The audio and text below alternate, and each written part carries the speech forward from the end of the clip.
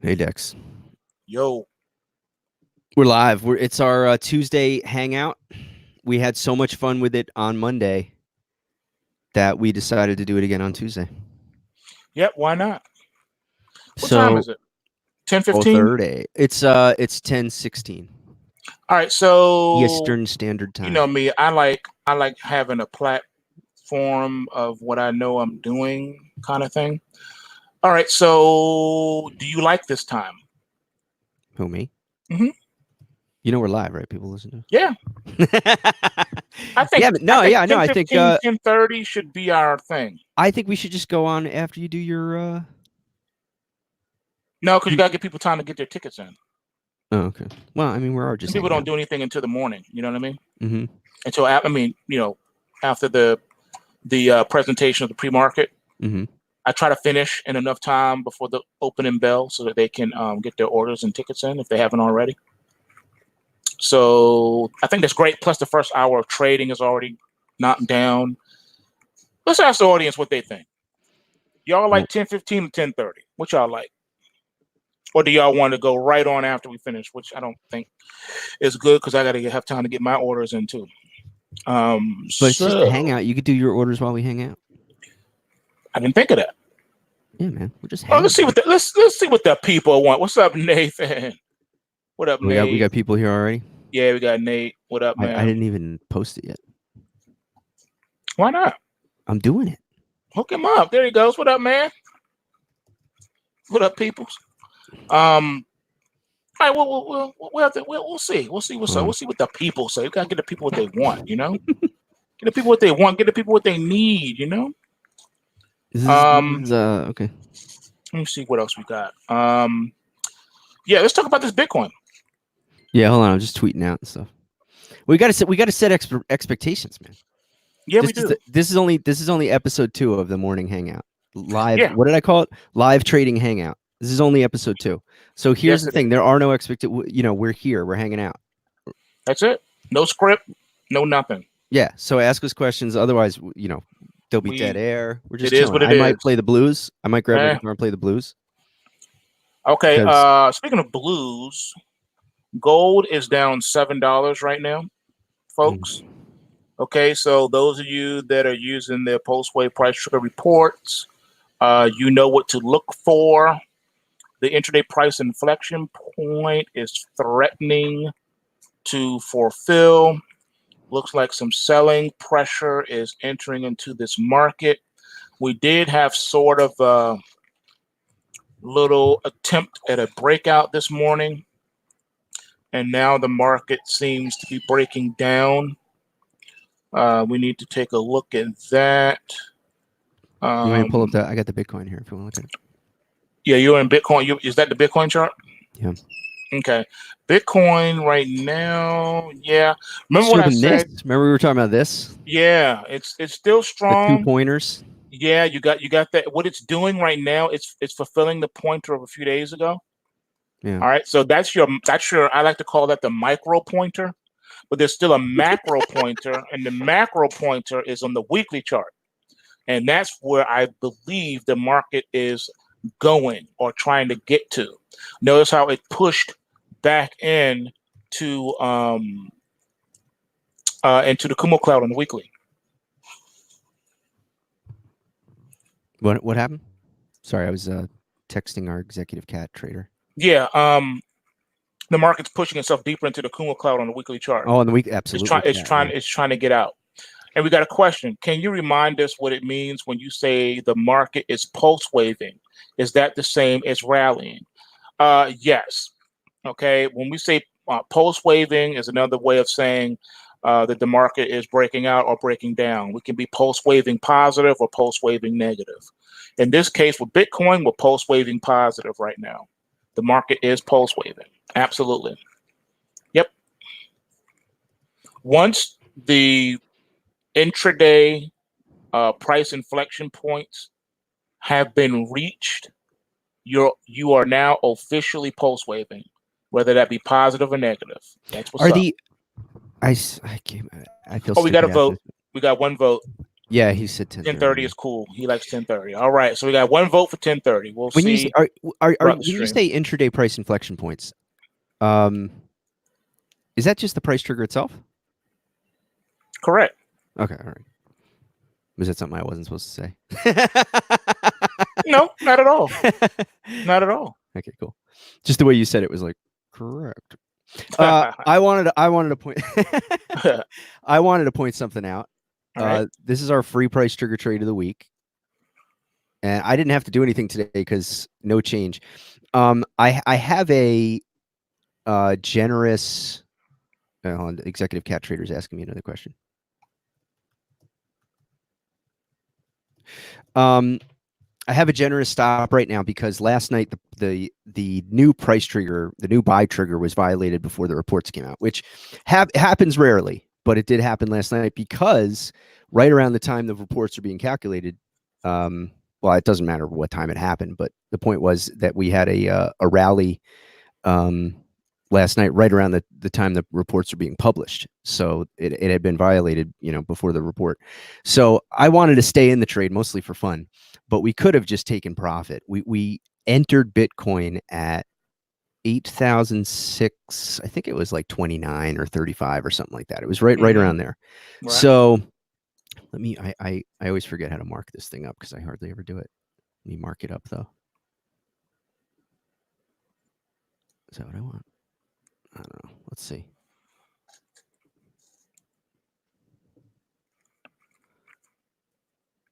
There's nothing like watching someone use a computer who doesn't quite know how to use said computer. Right? Is there anything worse than watching that? Like you just want it to end. Yeah, I dig you 100%, my man. Like there's people out there, they're having flashbacks to the last time they helped their grandmother with their computer. Yep, dead air. So, but hey, this is the Hangout, bro. So that's what we do. It's how we roll. So here's where we got in, and this is where we are right now. So obviously that's a beautiful move. And this is the daily. I mean, if we switch to like the 4 hour or the 1 hour, it looks even more impressive. So that it does. Pretty sick. Got that. I mean, look at that. We got that whole Loch Ness monster right there. Yes, we do. Looking nice. Looking nice. So we're still in it. We're hanging out in it. We had a almost $400 move since we got in. See, that's what the pulse waves are there for, my man, to show you the way. Listen, if you make gains like that, even on a small account, you just consistently do things like that. You're consistently smart, protecting your trades, keeping an eye on them. You can do some cool things. Yeah, you can. It's all about discipline at the end of the day. Yeah. Trading is about discipline. It really is. And if you can remember that and discipline yourself, I think that it's going to put you in a better position. You want to condition yourself to do the same thing over and over again, because that's really, at the end of the day, what you're doing. You're doing the same thing over and over again. Wash, rinse, repeat. That's it. That's all you're doing. You see, Dex, this formation right here. We call this the hard body karate. Yes, it is. That's when you got 2 pointers. I'm just completely making that up. No, actually, no. You are talking about something. No, you're right. I am really. Yeah, that's the hard body karate right there. Right, the hard body karate is what I was explaining the other day when I said that sometimes you'll get the back-to-back pointer. You get a bullish pointer followed by a bearish pointer, and a bearish pointer followed by a bullish pointer. Yes, what that means is that the trading now, you got to wait to the close of the current bar. Once this current bar closes, if it closes as a bearish pointer, then what you have now is a stagnant price range, which means now that the range has been established and the market is not going to break out of those ranges on a close for a while. It's going to trade sideways for a little bit. That's so this is the hourly. Yeah, but let's say that was a daily or weekly chart. That's what that's telling you. The range has been established for the next couple of days. On an intraday basis, it doesn't matter. It doesn't matter. Okay. No. Only for daily and weekly. The daily does look really cool. It's exciting. Another good question. So the intraday price inflection point is the price trigger and not the positive momentum trigger. Dun, dun, dun, dun, dun, dun. No. Yes and no. Oh boy. the momentum price trigger is the intraday price inflection point. Yes, it is the intraday price inflection point. All right. So what it means in the case of what we're saying with this Bitcoin today, all right, remember how I've been warning you guys that the market could, pull back and reverse today, and to be careful. I told you to watch the intraday price inflection point. Yeah, watch that, because if the market takes that out, then you know that the bears have now taken control of the market. Intraday price inflection points are extremely important. Yes, yes, yes, and yes. You dig? So you're saying that they are both the intraday. Correct. You got Okay, so two intraday price inflection points. You got the momentum price trigger, and then you got the price trigger themselves. Yes. Oh, okay. Oh, I didn't realize that. Yeah. So that momentum price trigger, yes, that is the initial price inflection point, followed by the price triggers themselves, which is your secondary price inflection point. Correct. So you got primary and secondary. You got it.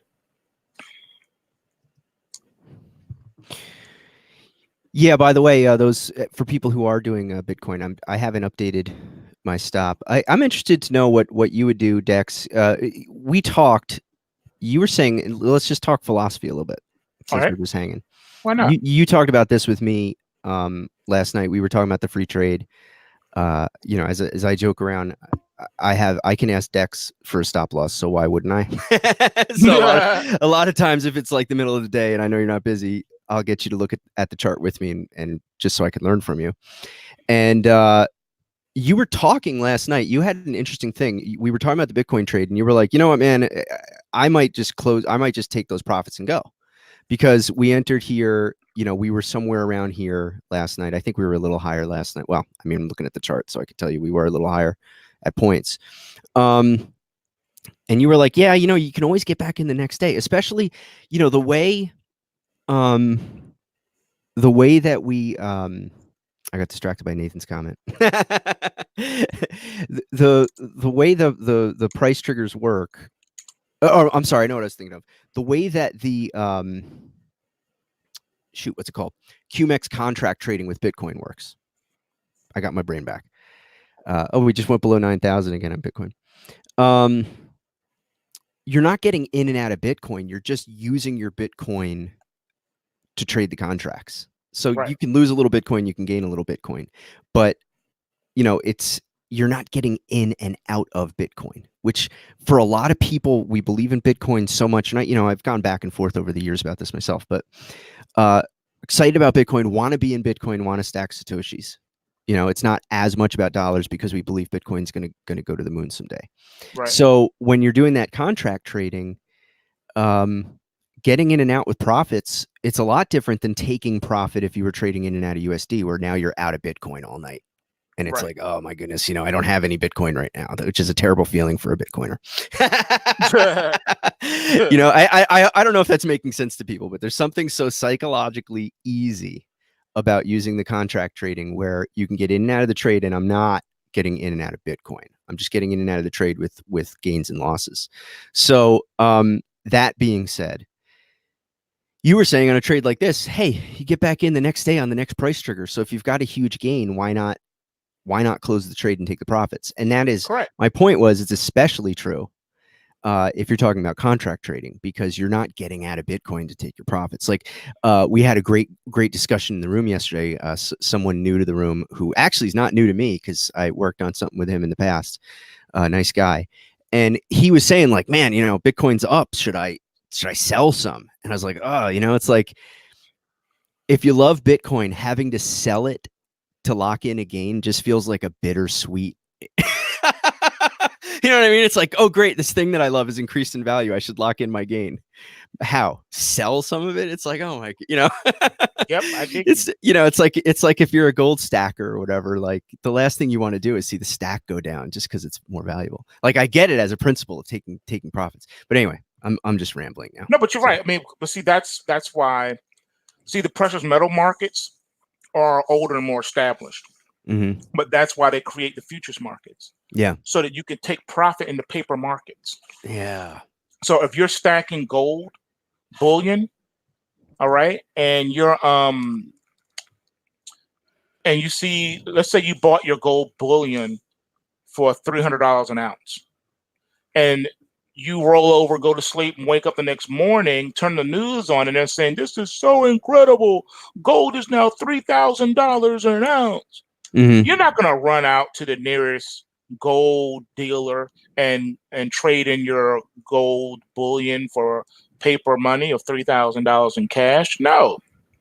What you would do in a case like that, with this is what we teach people how to do, is you would belong the paper. You belong the gold futures contract or the GLD ETF equivalent, Mm-hmm. and you would book profits that way. Right. See, that we teach people how to play in those paper markets and take profits that way. That way you can actually sell your gold position without selling and giving up any of your physical.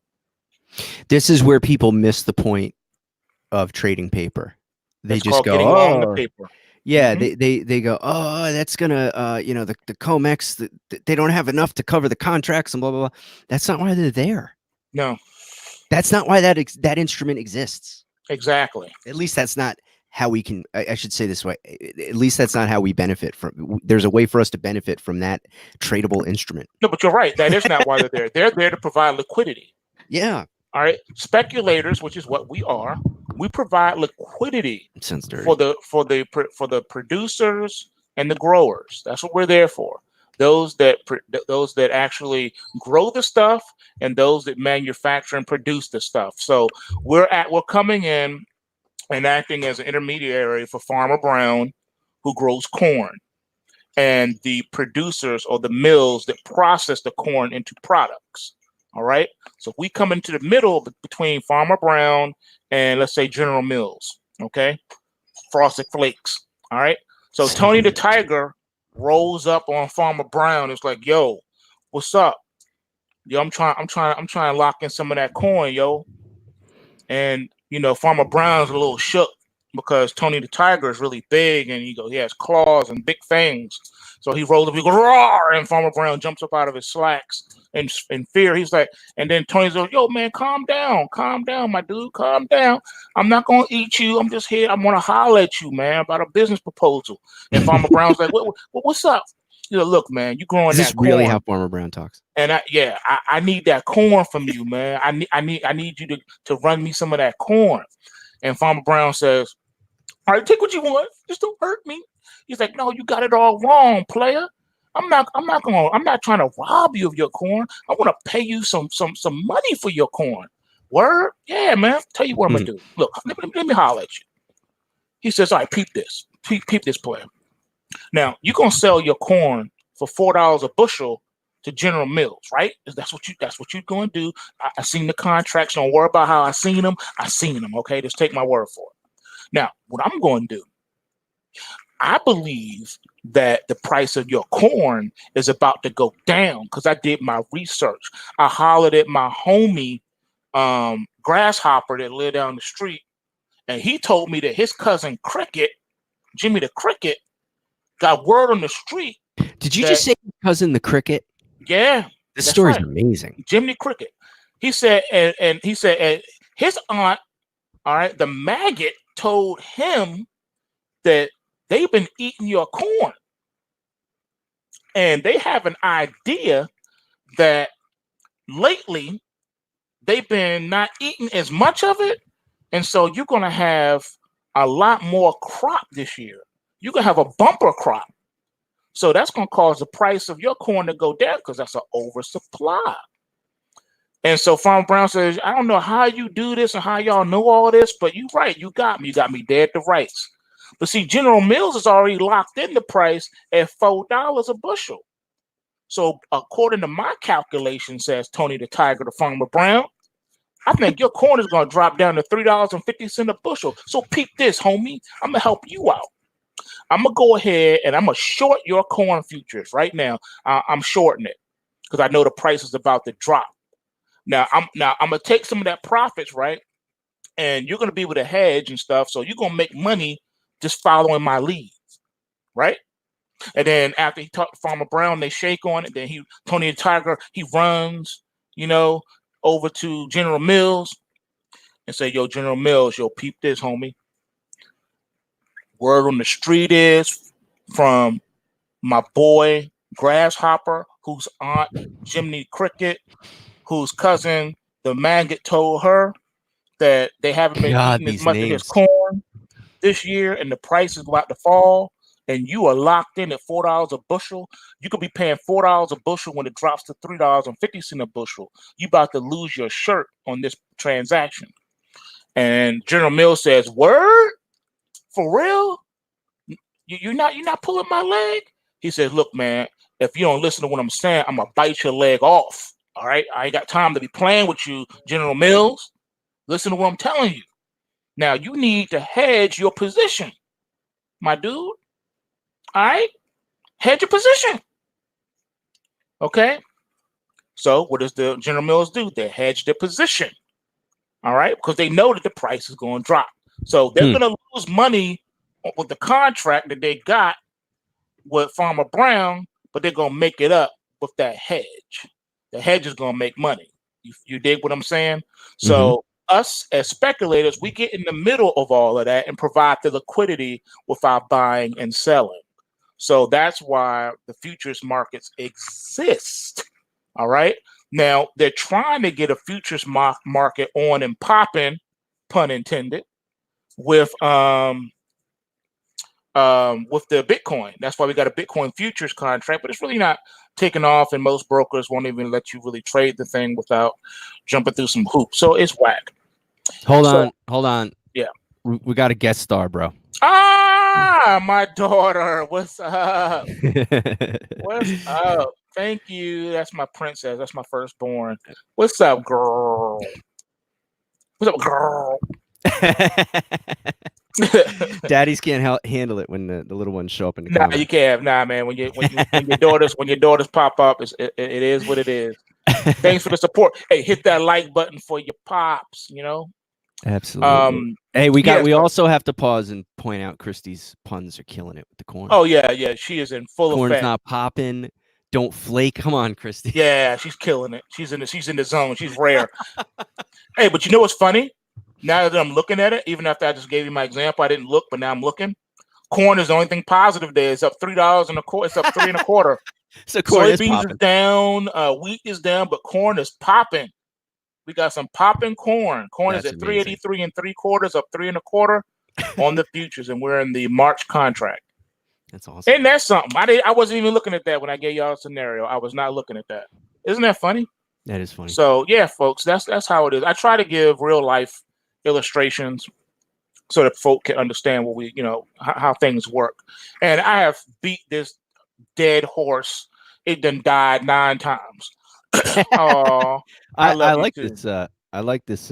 Wait, you talking to me? No, yeah, baby girl. I like that baby girl in the house. I love you too. Thanks, bro. So here's the thing. With the COMEX, people always say, "Oh, the COMEX is gonna go broke. They can't fulfill all the contracts." Ignorance keeps coming up. It's the basis of some people's whole analyst career is their conspiracy theory about the COMEX.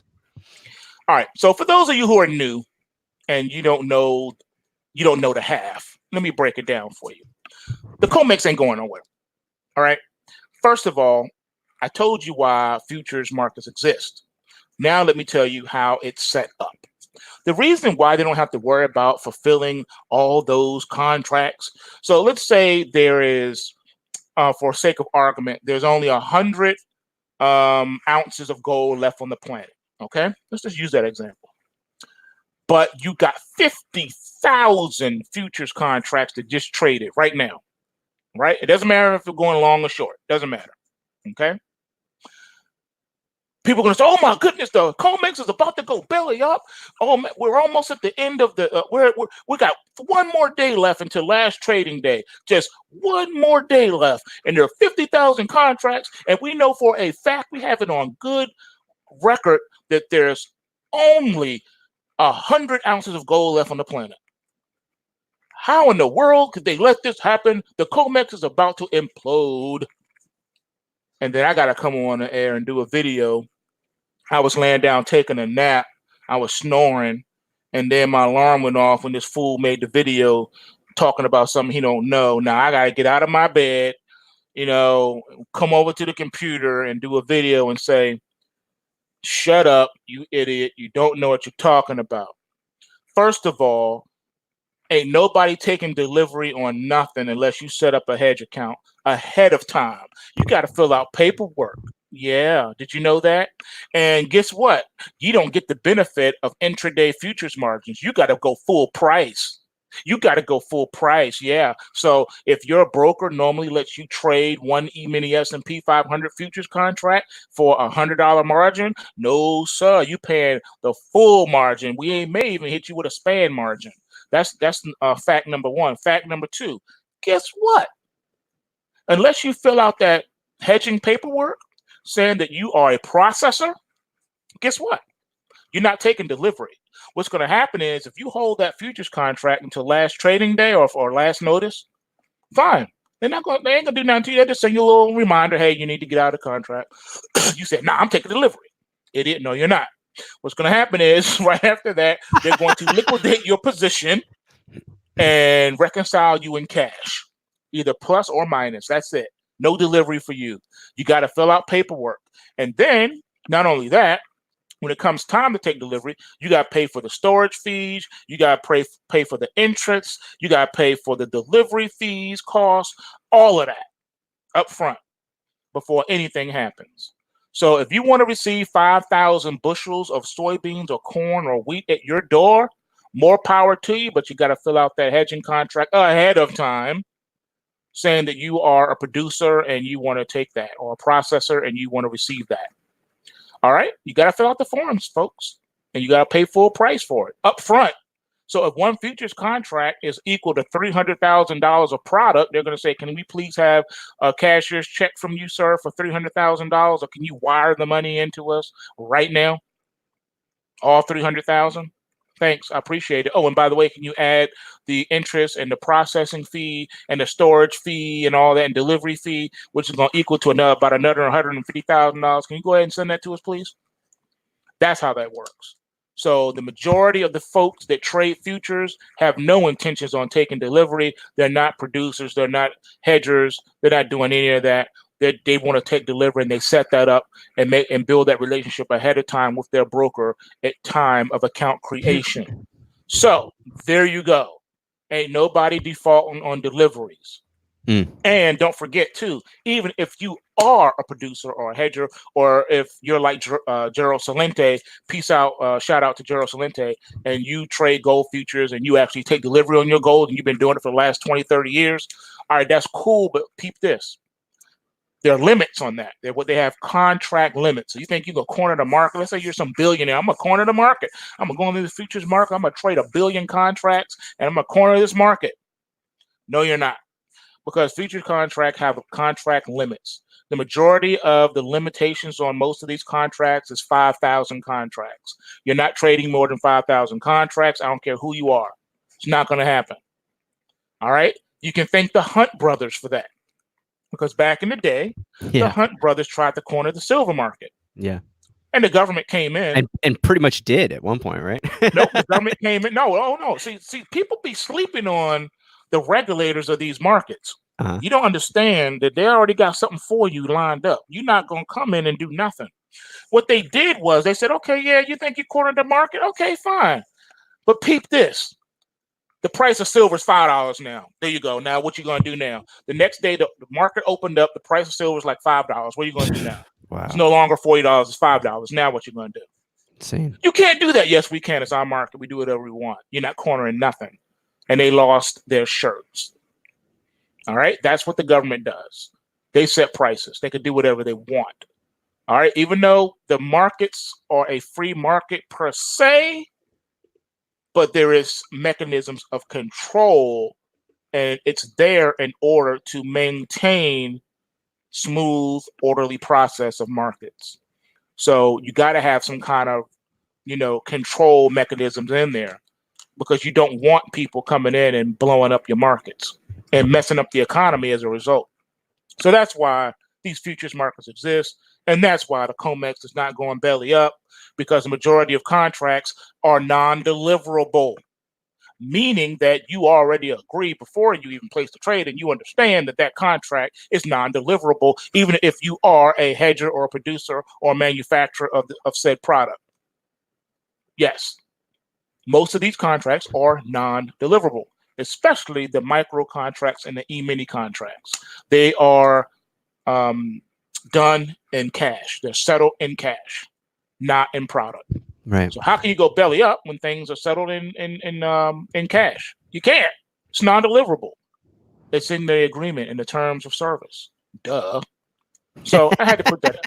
We had to go along. I know I had to go the long way around Robin Hood's barn, but hey, at least you guys get the point. Now you know when you hear people say, "Oh, the COMEX is going belly up. They can't meet the demand on the contracts." You can just laugh and ignore them and move on to something else. You don't have to be afraid of them. You don't have to be fearful. They don't know what they're talking about. They don't know what they're talking about. I will say this though, and this is the part that really hurt my heart a little bit, is that it used to be one of the bragging rights of the futures markets, and that's back when I first started as a broker on Wall Street. Is that and they would always say in the last 50 years, no one who was due money in the futures markets ever got duped out of their money or lost their money. The Chicago, I'm getting twisted. The CTFC always made sure that people got their money, even if a broker went out of business or a clearing firm went out of business or whatever, or had some kind of financial issues. People always got their money. Well, they've ruined that. They've ruined that legacy of the futures markets with Corzine. What they did with MF Global, that was just really just terrible, and it left a bad taste in a lot of people's mouths, because that's something that was supposed to never happen, and it happened. You know what I mean?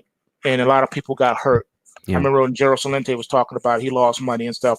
So something like that, that goes above and beyond the scope of the normal day-to-day operations. If a person decides they're going to do malfeasance, manipulation, misappropriation of funds, and just all-out theft, all right, there's nothing nobody can do about that. If a person wants to steal, they're going to steal. They're going to do nefarious things. You can't stop that. It's hard to. You can only police it after it's been done. Unfortunately, you know what I'm saying. There's no way to prevent that. Yeah. But I think the CFTC did do a good job of policing that aspect of it.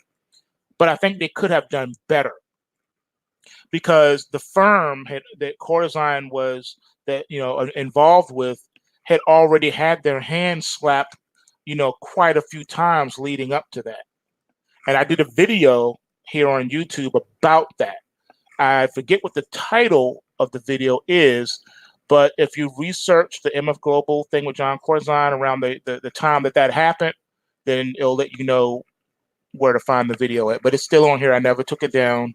I actually go into way more depth. I even show you footage and proof from the NFA's website, which is the National Futures Association. I show you what is called their jacket.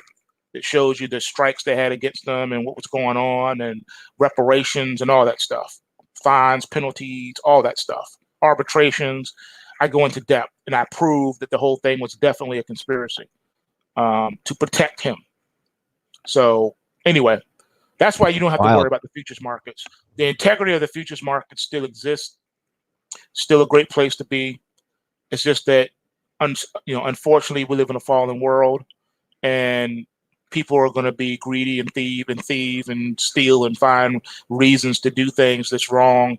And, it's sad. It hurts the integrity of things, but it doesn't change the fact that the markets are still safe.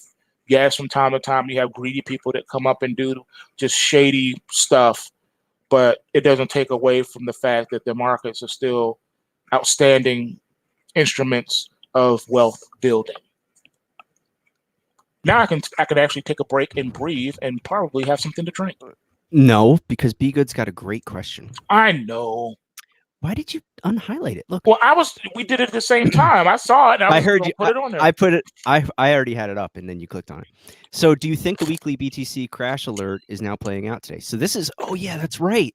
One of the reasons I stated in my wonderful video last night. One of the reasons I was giving. It was hard. I sort of did a middle of the road stop loss, and one of the reasons for that, and not going really big to stay in the trade, a wide stop loss, was because there is a crash alert on the weekly, not on the daily for in the price triggers. So, any thoughts about that? First of all, I resent you calling me on my stuff right now, talking about what I said in the past. Let's just let the past be the past. Can't we all just get along? What are you talking about? I don't even know what you're talking about right Can't now. we all just get a fresh start, and start over again, Can't we all just get along? No, yeah, unfortunately, yeah. The market has pulled back quite a bit off the high. The futures so far hit a high this morning of 92.15. Now we're at 90.20. So we're about $200 off of that high. Yeah, it's looking like it is a possibility. I did warn in last night's end of day report, and I did warn in this morning's pre-market pulse scan that there is a possibility of an intraday reversal. And I did warn that you should watch your intraday price inflection points if you are a member subscriber, and you should watch your price trigger report carefully. I do believe I said that twice now. And I said that when the market was rallying, not when it was falling. I didn't wait for it to fall to say, oh, let me warn you, there's a crash alert. And no after the fact analysis. I warned you before it happened. Okay? Had to do it. All right, so I did tell you so. Told you so. So yeah, it's looking like it could be playing out, folks. It might. Until the intraday price inflection points have been reached, I can't really officially say that the weekly crash alert is starting to play out right now. However, the eye test is telling you this, looking like it looking like a man. He looking like a man. To borrow from Mad TV. y'all remember that? That was our girl right there, the old Asian lady who was always an eyewitness or something. They said, well, can you tell us, ma'am? Can you describe what he looked like? He looked like a man. So yeah, the market right now is looking like the crash alert is playing out a little bit here.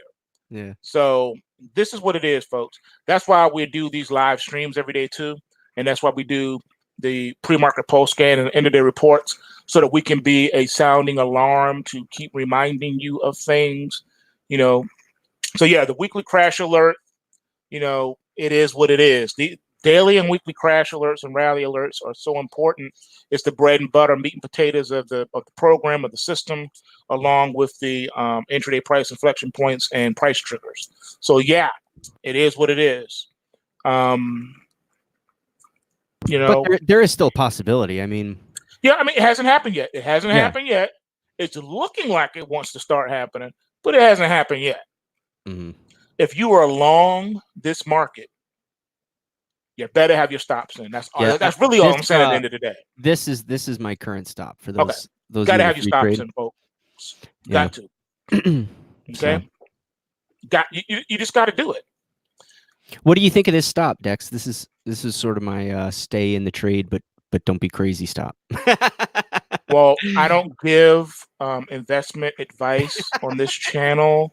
I'm not qualified to speak on that subject. I don't know what you mean. I mean, all I see is a drawing with a bunch of squiggly lines on it. Mm-hmm. I don't know. I don't know, sir. I don't. Yeah. This is a lifestyle channel. We talk about hair and makeup on this channel. When you got your advanced degree in being the most annoying guy alive. Yes. Did people say that you were naturally gifted, or was it just a lot of hard work that got you here? They said it was a little bit of both. No, your stop is dope because you're Why, thank you, basically, Dex. yeah, you put it at a perfect.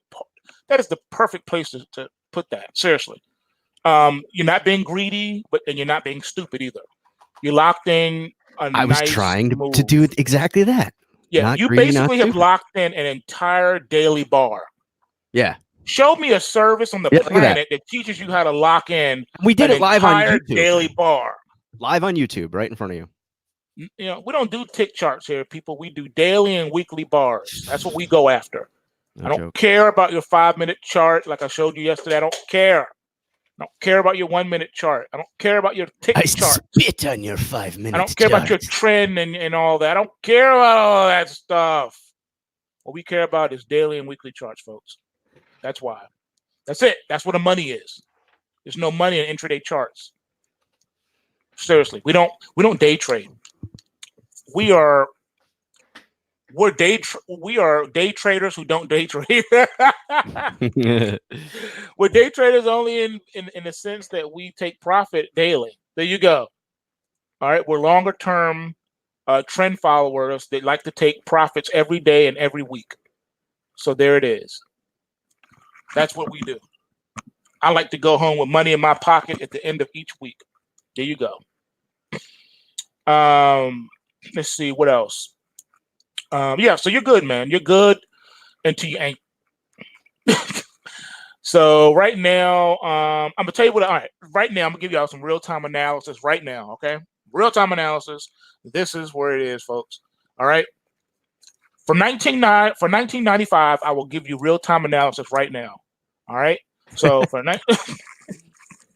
wouldn't that be terrible if I nickel and dimed you for everything?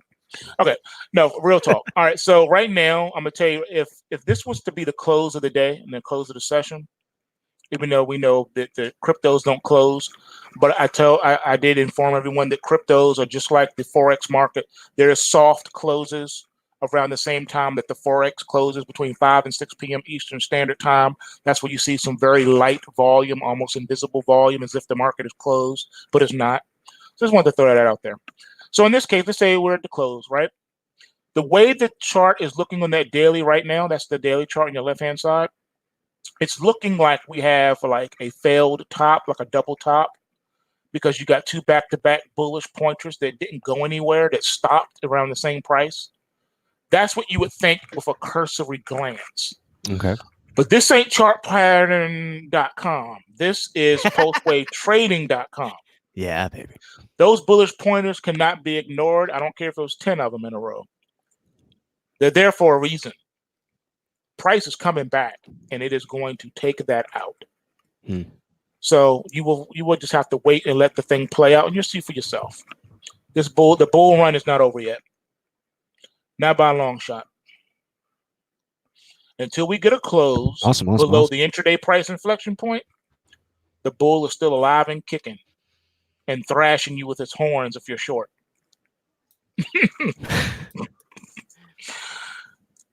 Yep. All right. I need to mute just for a quick second. Be right back. All right. Yeah, sure, man.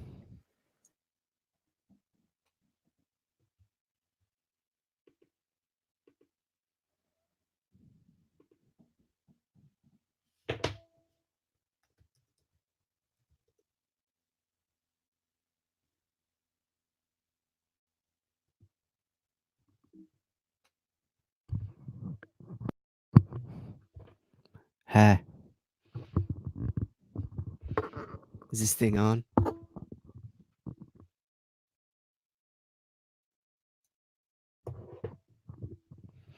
This is the segment of the Tuesday Live Hangout where I play the blues.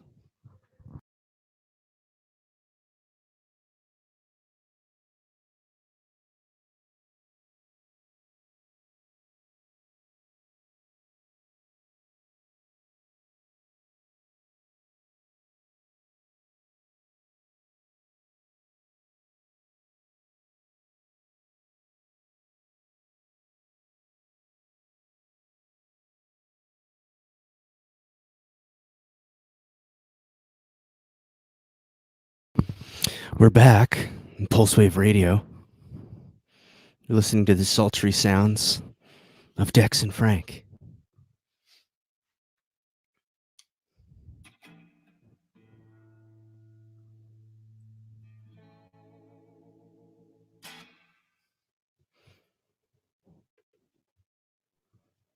I have no drawing ability. Oh, wait. Nathan said something. Looks like BTC could go down to the momentum trigger, gain some momentum, and try to break through this resistance at 92. Very interesting. See what Dex says when he comes back.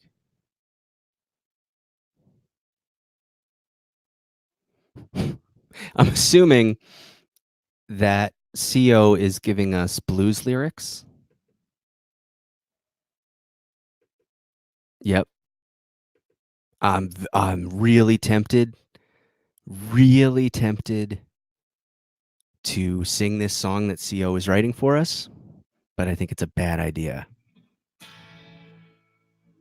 First of all, my guitar's a little out of tune, so no, I'm not doing it. This is the internet. There's already so much of me on the internet doing stupid things. Do I need to add more to that just because Dex had to go blow his nose or something? See, Be Good is still a grown-up. He's still talking about Kumo clouds. We're over here playing the blues. This guy's trying to trade like an adult.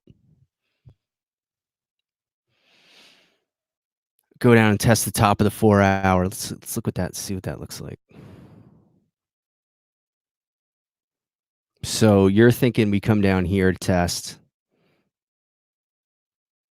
Is that where our the momentum trigger is? I don't have my report pulled up. Let me check it out.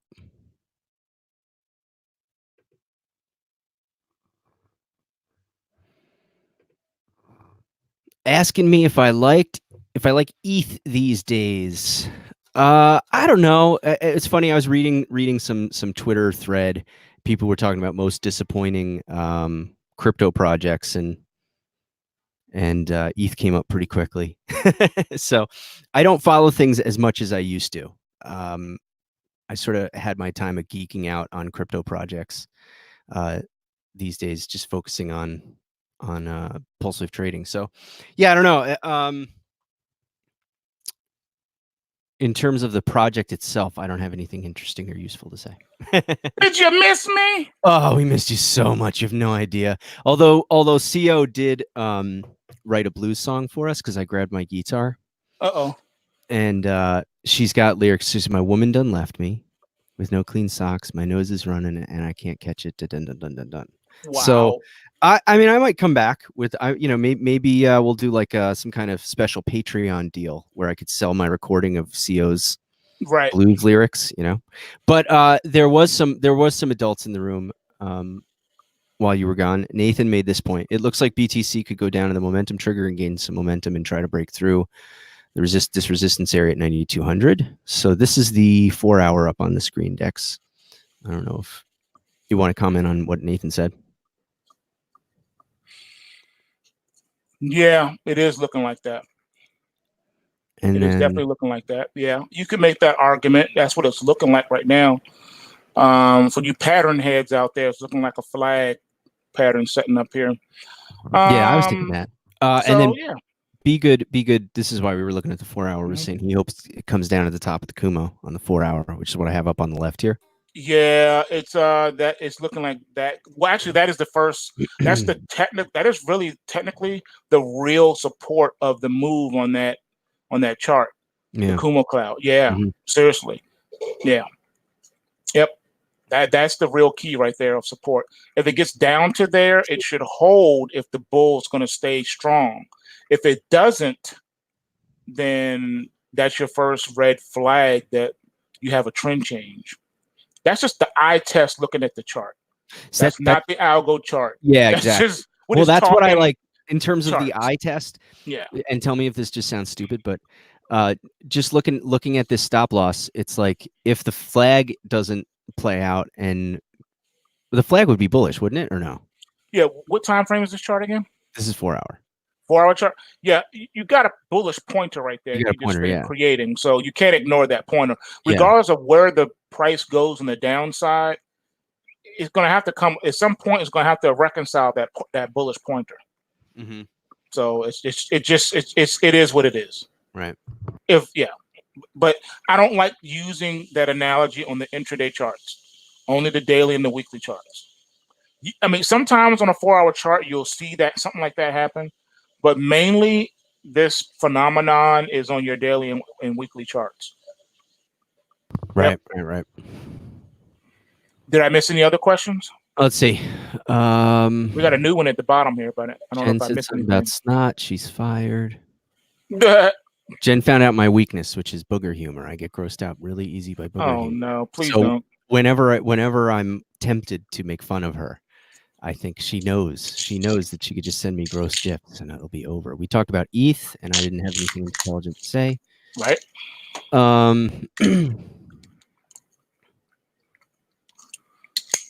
Momentum trigger is lower than the Kumo cloud. Okay, interesting. He's telling us what's in the report. Okay. All right. Prophecy explained. Daily crash alert could take 1 to 3 days to manifest, right? Correct. Yeah. The way it works. We is didn't like have this. a daily crash alert this time, though. We just had the weekly. But yeah, rally alerts and crash alerts can take up to 3 to 5 days to manifest. Most of the time, though, they manifest right away.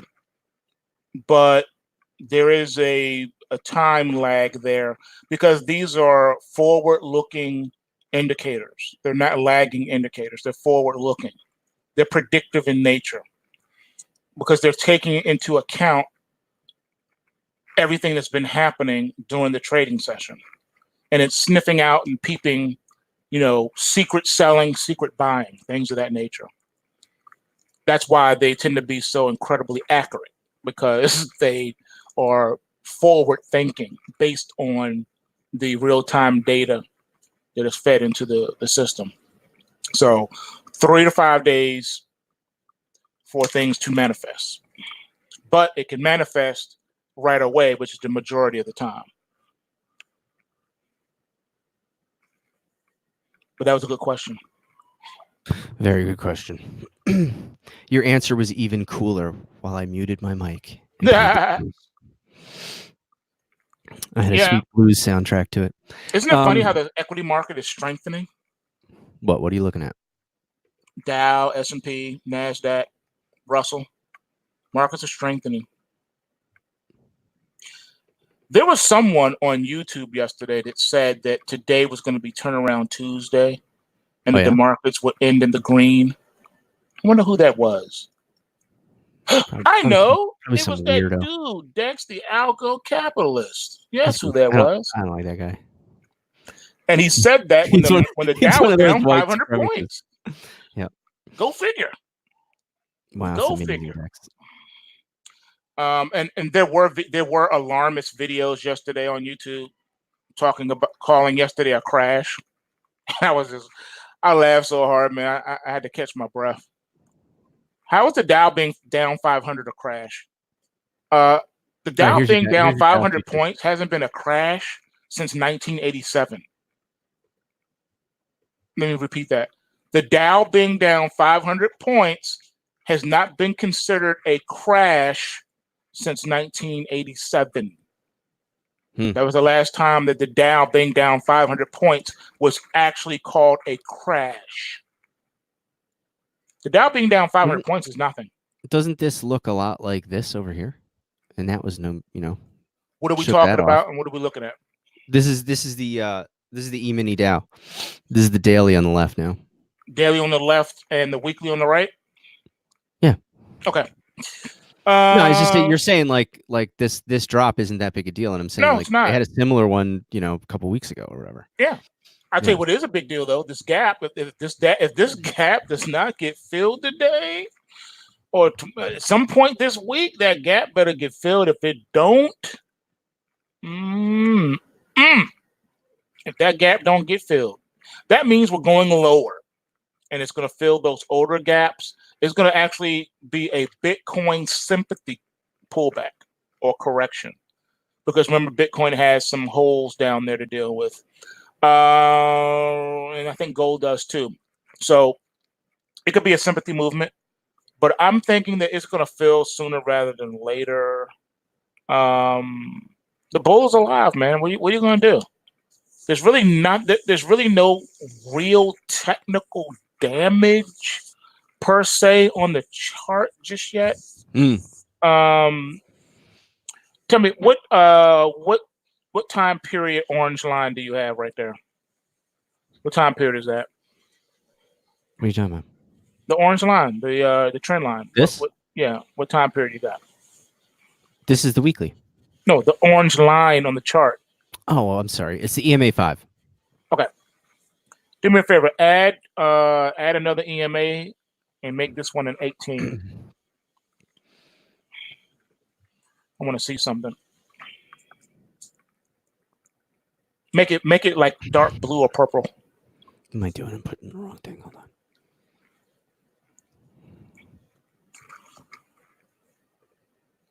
Come on, hurry up, would you?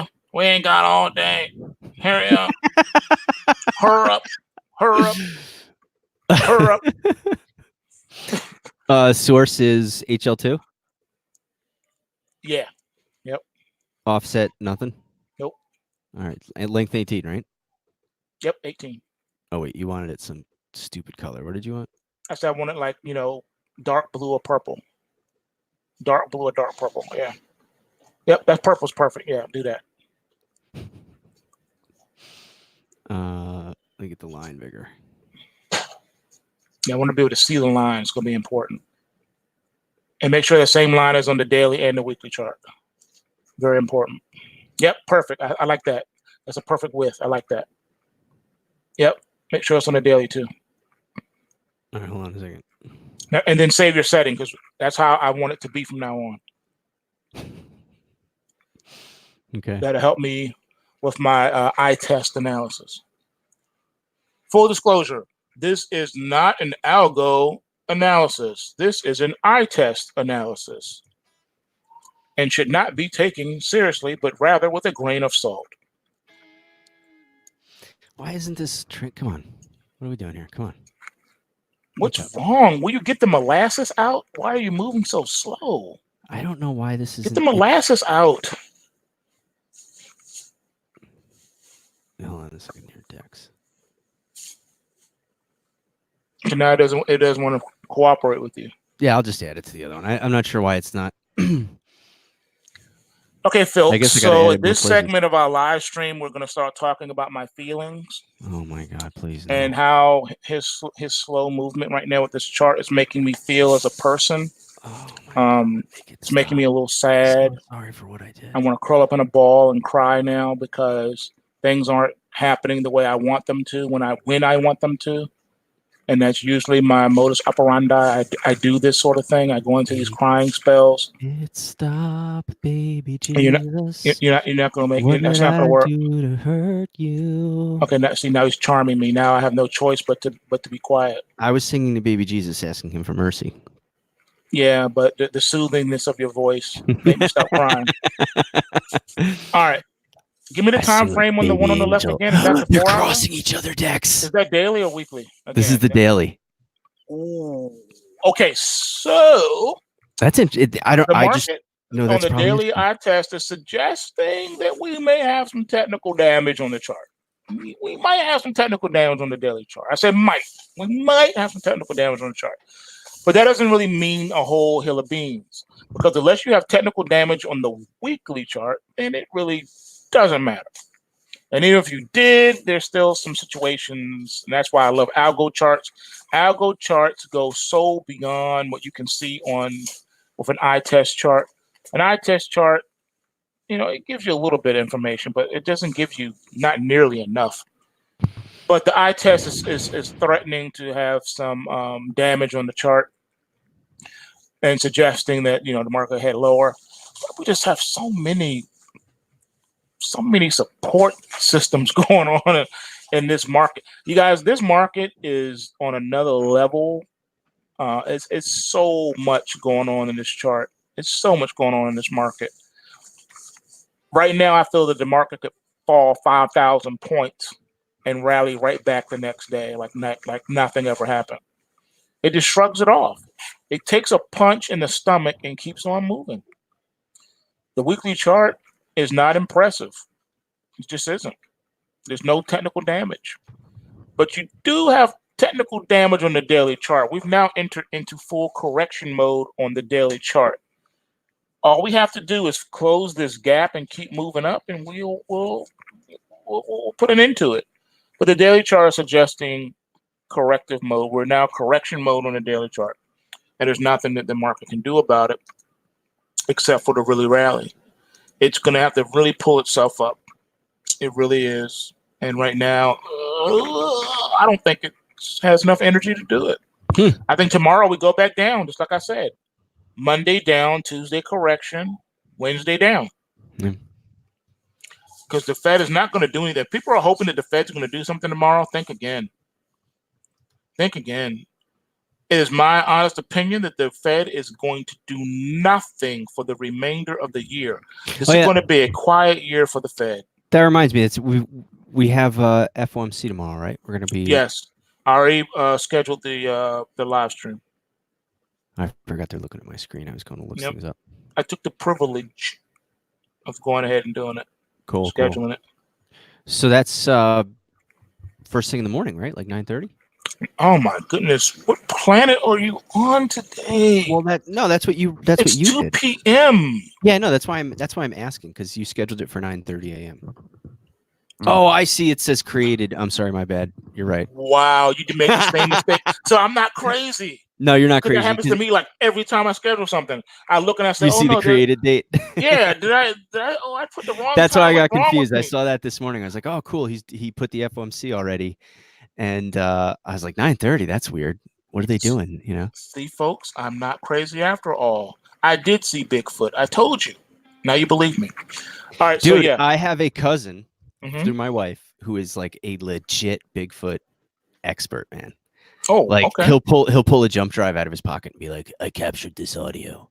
And it's awesome, dude. It's just so like I could just listen to the guy for hours. He's the coolest guy. That's what's up. He's a Bigfoot. He's like 6'4". Whoa. Yeah, he's a big dude. Market's getting strong. I mean, you're up 219 points today. But let me explain something to y'all, folks. All right. Here is Market Fake Me Out 101. Y'all ready? Everybody listen? You pull up a chair, you got your cup of coffee, orange juice, whatever. All right, Market Fake Me Out 101. Most people will look at today's market, a cursory glance, and say, oh my goodness, the Dow is up 200 points. Yeah, this market is rallying, baby. Psych. How can you call today a rally when yesterday the market was down 500 points? 500 points. And now we're up 200 points, and you're saying it's a rally? No, it's not. It's just shorts taking profit. You're not officially a rally until you have erased yesterday's loss. Until that happens, this is just profit taking, folks. This is just the market setting itself up for a nice, mega, super, ultra magnetic short tomorrow, of which, if everything is in order, I may end up having to participate in myself. That's right. This is looking ripe for a sell-off. We shall see. Now, we do have a caveat to throw in here. The caveat is that the euro yen is doing something a little different. Now, the euro yen was a little negative this morning, and then it popped. It popped. So I don't know if we can get traction on the euro yen. This may be a good sign for for everything else. Give me just a second. I want to check something. Yeah, I think we're setting up for the short tomorrow. I stick by my initial thing. Yeah. Selling off tomorrow. Get your popcorn, get your soda, get your candy from the shops. and then take your seats and get ready for the movie. I think tomorrow is going to be a megalithic short. I think the short's going to take out yesterday's low. It's going to make people vomit in the bathroom. People won't be lining up to jump out of the window yet, though. That's not coming yet. I think we will have some days like that, though. I think we will, but just not yet. I don't know what they're going to blame it on, though. They got to find some kind of story to link it to. You know, the first drop we had yesterday, they said it was because of the coronavirus. How does the coronavirus have anything to do with the market? So let me get this straight. So you're trying to tell me, I'll use this as an example. So Amazon has banging earnings. They blow out their earnings report, right? But the stock's going to drop because people are catching the flu. What? What does one thing have to do with the other? Nothing. Therefore, it's all a bunch of malarkey. They have to try to explain why the market moves the way it does. If the Dow was up 500 points today, they'll say, see, the coronavirus is no longer an issue to worry about. People could be dropping dead outside of your window from the coronavirus, and they'll say, see, it's not a big deal anymore with the coronavirus. The Dow's up 500 points. I saw an interesting video. I think, what's the name of that channel? Peak Prosperity, maybe. You know that guy? Sounds familiar. YouTube? He's a smart guy. He did an analysis of I think I may subscribe to him. I know that is a channel. I don't know if it's the one I'm thinking of. But this guy did a video on it was called something like Scientist Reacts to Coronavirus or something stupid like that. And he made the point that the numbers they're claiming versus what they're seeing in terms of like hospitals being full and stuff like that. He says it didn't add up. He thinks it's way worse than what they're saying, which is scary. You talking about Chris Martinson? Yeah, that's the guy. I know that guy. Yeah, he's good. He's good. Yeah. So he had a couple of videos the last few days popped up in my feed, and pretty frightening. I gotta be honest. It was he was just that guy. He's just calmly looking at it and saying this is way worse than they're saying. Yes. He was estimating things like the number of hospital beds per city, and he's like, they're saying 2,000 people. That would mean 150 of them in hospital beds, and they have something like 47,000 hospital beds in this giant Chinese city. He's like, and the news is showing full halls. He's like, how does that make sense if they're claiming 2,000 cases? This is a few days ago. I know it doesn't make sense. I know it's gone way up. So he had a really good, just logical point of saying like all you need to do is watch TV to see that it's worse than they're saying. So, pretty crazy. Wow. Yeah, but I mean, people shouldn't listen to my, I watched this in the middle of the night while I couldn't sleep. So check out what he has to say. He explains a lot better. Wow. Yeah, Nathan, Chris Martinson. Yeah. Yeah, I had to, work with him. I mean, not work with him, but I was a follower of him back in the day. I had like 1,000 YouTube subscriptions. I can't remember them all. You want to hear something weird? I can't log into my YouTube channel. It's weird. Yeah. Yeah. I'll help you later, Chin. No, I mean, it's really an issue. Let me see something here. I don't even upload to that particular channel that I use just to view videos and stuff. Oh, it's your other. I got you. Yeah. That's odd.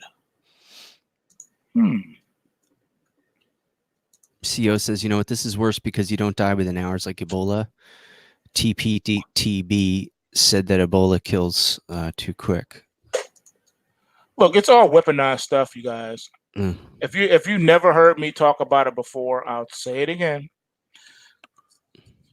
Man has found a way to weaponize every virus pretty much known to man. All right? They've weaponized sexually transmitted diseases. They've weaponized flu-type viruses, as you're seeing now. They've weaponized just about everything.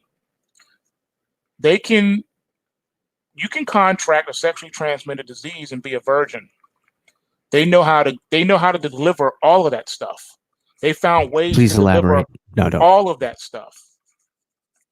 And if you do not believe me, I double dare you, double dog dare you to do some research, and you're going to be very scared to death when you find out the reality of this. They've weaponized everything. Come on, think about it. You know they built a heart attack gun. Do you think it's beyond them to be able to weaponize viruses and illnesses? Really? They've showed you the heart attack gun. That's ancient news. They had that back in the 60s? Come on, really? Of course, dude. Crazy. Yeah, they can do it. It's been happening. I remember hearing cases of it. So yeah, they can. Yeah, they've weaponized just about everything on the planet. They can make you sick 6 ways to Sunday. I'm getting ready to weaponize another cup of coffee, man. Ain't nothing wrong with that. Yeah, earthquake, yep, food, medicine, weather, absolutely. They've weaponized food, medicine, and weather. Absolutely. Why do you think so many people are fat? I mean, let's talk about it. Now, you're a movie buff, right? Me, yeah. You know what time it is. Oh no, here's the fear mongering. They're tell them to stop. Bloomberg, live on Bloomberg. CDC travelers should avoid all non-essential China travel. I didn't need to be told that. How many times do I have to say this? There's no such thing as coincidence. No such thing. We have the U.S.-China trade agreement situation going on, right? As soon as that's announced, what comes next? Boom. Coronavirus outbreak in China. Do you really think that was an accident, folks? Think about it. Well, not to mention with all the protests. I mean, that's the first thing I thought of. You have all the protests, get everybody off the street, and now all of a sudden, you don't. All right. Is it also far-fetched that the lab that was manufacturing this virus and so-called quote-unquote studying the virus is just walking distance away from the first person, from patient 0? Come on, man. People need to wake up. People need to wake up. Every law show that you've ever watched on TV, whether it be a cop show or a lawyer show, what happens, even going back to the days of Murder, She Wrote, all right? I know people who've memorized every episode of that show. What happens when the show first comes on, within the first 5 minutes of the show, you see a dude standing over a body with blood on his hands. The police burst through the door and say, "Put your hands up." What happens to the person standing over the body? Tell me, what happened? You're under arrest. You're under arrest. Why? Because we came in the room and saw you standing over a dead body with blood on your hands. And then that's going to be the subject of the show. And then as you go on, you realize the person didn't kill him. He was just there. He came in the room and saw the dead body, tried to revive him. That's why he got blood on his hands, blah, blah, blah. But it doesn't stop them from arresting this dude and holding him for questioning and having him to explain himself. Why are you there? Why is we got your footprints, no one else's, blah, blah, blah. Looks like you're going to be lined up for this murder. Well, why don't we apply the same logic when, okay, virus outbreak. The lab that is fooling with this is walking distance away from the first person who was diagnosed with the virus. Wow, really? But we don't draw the connection. Well, come on, dude. Really? Really? Come on, man. So we need to do knowledge on this. We really do. We need to think about this. And how about the other stories that go under the radar? How many CDC stories have we seen in the last 18 months where they said that some vials went missing? How about the missing nukes? You don't even hear people talk about that anymore. Remember that was leaked, that there were some missing nukes. Some nukes went missing. Remember that? That was big news breaking story. When And you was never that? heard anything else about it. No follow up. Did you ever find the nukes? None of that. I love when a really creepy story gets completely dropped. Yeah, mad creepy. What happened to that story? And what about Meanwhile, all? meanwhile, CNN would look for the same airplane for 6 months, but yeah, This is not the first story come out of China like this. Not long ago, we heard someone had the bubonic plague. Come on, man, really? And no one's talking about. No one's even thinking about this. Again, you don't have to be a scientist to understand the connections. People are overweight, morbidly obese, and this never used to be like this in this amount of numbers. There's a reason for it because they're putting hormones in the food and other things to make people big. It's what it is. They don't care. They don't care that you even know it, that you're aware. They assume that everyone's stupid. And that's what it is. Then, for years, they were exposed about chemtrails. Oh, you're an ignorant conspiracy theorist. You don't know what you guys are so stupid. Okay, so let me get this straight. We're stupid.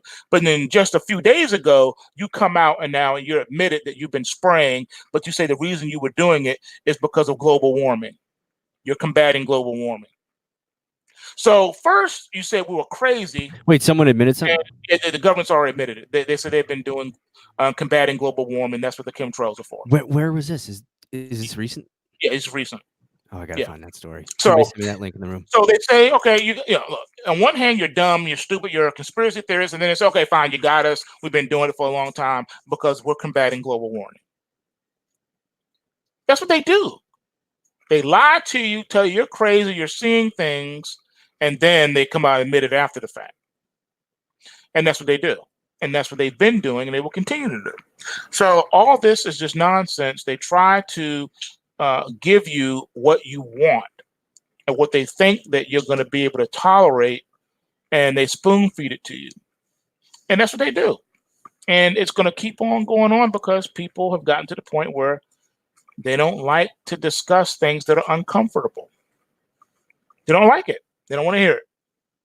And so what they've been doing is massive programming of the populace through mainstream media, through radio, TV, movies, and music. And then lastly, at the education level, they've been doing it in your public schools and in your universities. All right. So you have all of these different forms of media saying the same thing. How many times has it been exposed, even in jest, on late night TV, where they'll show you all the news clips of a particular topic, and each reporter is saying the same thing word for word, no variation. And people laugh. I'm sitting here talking to you, commenting on what you're saying with my mic muted. Yeah. You know who like discovered that, quote unquote, was Rush Limbaugh. He was the first one to do news clips like that, where he tied all the newscasters together saying the same thing. You know, the first time I saw it was on Conan O'Brien. I was going to say, then Conan O'Brien started doing it, but it was Rush was actually the first one to do it, and then Conan started doing it. See? And people laugh when they did it. Oh, that's funny. Yeah, like it's funny, and it's like, guys. So you don't see how you're being worked. You don't see how you're being psychologically manipulated. And then they can say things like, oh, well, they're all just reading the AP headlines. And it's like, well, okay. So we have a source that will tell them all what to say. There you go. Yeah, but no, but peep this. Now, there was a video I saw years ago, and it was done by David Icke. Now, I know people are going to say, that crazy dude. I knew you were going to do a David Icke defense as soon as you said David Icke. Because he may be a lizard dude doesn't mean that sometimes he's not telling you something that's truthful. He did a video, and I've never been able to find it. Please clip that. Just because he's Jen, I need you to clip just because quote, just because he's a lizard dude doesn't mean wait, what was the last part? Just because he's a lizard dude doesn't mean that sometimes he's not telling the truth. All right. That is a fact. So here we go. Here we go. And people gonna get on me for that. But it's the fact. It's facts. All right. Even though you may not agree with very controversial figures, doesn't mean that sometimes when they speak, they're not telling the truth. There have been Absolutely. times when George Soros told the truth. There were times when Louis Farrakhan told the truth. David Duke told the truth. All right, just because you I disagree disavow Dex's with some of these comments this people afternoon. doesn't mean that sometimes these people aren't telling you the truth. All right, you don't have to like them or their politics or their religious doctrines, but sometimes when people are telling you the truth, you need to listen, and that's when discernment comes in, when you know how to take the meat and throw away the bone. So I say all that to say, David Icke did a video, and I've never been able to find it again on YouTube. If Oh yeah, somebody David finds Icke, it on YouTube, please send me the link. He did a video, and he was standing in front, I think, of Buckingham Palace, I believe, or one of those, government buildings over there, whatever. And he was saying, okay, here's how you get the news. And he broke it down. So you stand in front of this building right here. All your news comes out of this office. The government is giving you the news. And then the news people take it, and then that's how they report on it. Has anyone ever questioned this process of this is how you get the news? So the government is telling you what it wants you to know in the way that it wants you to disseminate the information. And then here's the kicker. We have the government policing itself. So the FBI is doing its own investigation into some conspiracy stuff that happened. The CIA is doing its own investigation based on some terrible things that happened. The Pentagon is doing its own investigation based on some stuff that happened. And you really expect for them to come back and say, yeah, we're guilty, we messed up? I think not. But that's how the world is shaped. The government is telling you. They're the ones that disseminate the information. And they use it with the Associated Press and other things. That's where people get the news. It's not like they're doing their own, like, quote unquote, research and going places. No, the government is telling you things. They're telling you what you want to know. And here's another thing too. I don't know why people are so thick-headed when it comes to just being aware of their surroundings, man. All right, peep it. So back in the day, I remember growing up, and I would watch the news with my parents. And I'm a kid. I don't know what's going on. I haven't the foggiest idea. I'm a kid. What do I know? But when you look at the news back then, you would see a guy in a suit, and it was in black and white, of course. Didn't have a color TV. It was black and white. And he's sitting there, he's talking about news stories and telling you different things, right? And sometimes they would have a guest on, and they would be interviewing the guest. And it really did something to me. It always made me want to be, that kind of thing, like to do like radio or TV when I'm talking, I'm interviewing people, stuff like that. That was something I always wanted to do since I was like 5 years old. It really just sparked something in me to see the guy talking to the other guy and asking them amazing questions, and then the guy would answer the questions, and they would go back and forth. And it was just so cool. I just loved it. Right now, go from that to this. You got a dude on a show. He brings in a guest. The guest starts talking. He doesn't like what the guest is saying, so he says, "Turn his mic off," or they talk over the guest, and the guest can barely get a word out, if any. That's how you're getting your news now. That's supposed to be enlightening. That's supposed to be sharing news and information to the public. Really? You're shouting and screaming over the guest? I thought you're supposed to be interviewing the guest. How are you name calling the guest? All this psychological, discourse going on here, foolishness, buffoonery, and that's supposed to be intelligent discourse and news? Really? How do we go from polite dudes sitting across a table, smoking a cigar and asking questions and talking and going back and forth, to the host is shouting at the guest, even turning their mic off and having them removed from the studio because he doesn't like what he's saying? And you asked him to come on your show. See what I'm saying? That's how they do stuff now. Yeah, it's Even crazy. when they so-called have debates, they may have 6 panelists on, and they're all asking them questions and listening to them debate the issue. But are they gentlemen about it? No. They're yelling, shouting, screaming over each other, talking over each other. They won't let the other person finish their thought. And then sometimes, and then sometimes even it's a setup where they won't let you,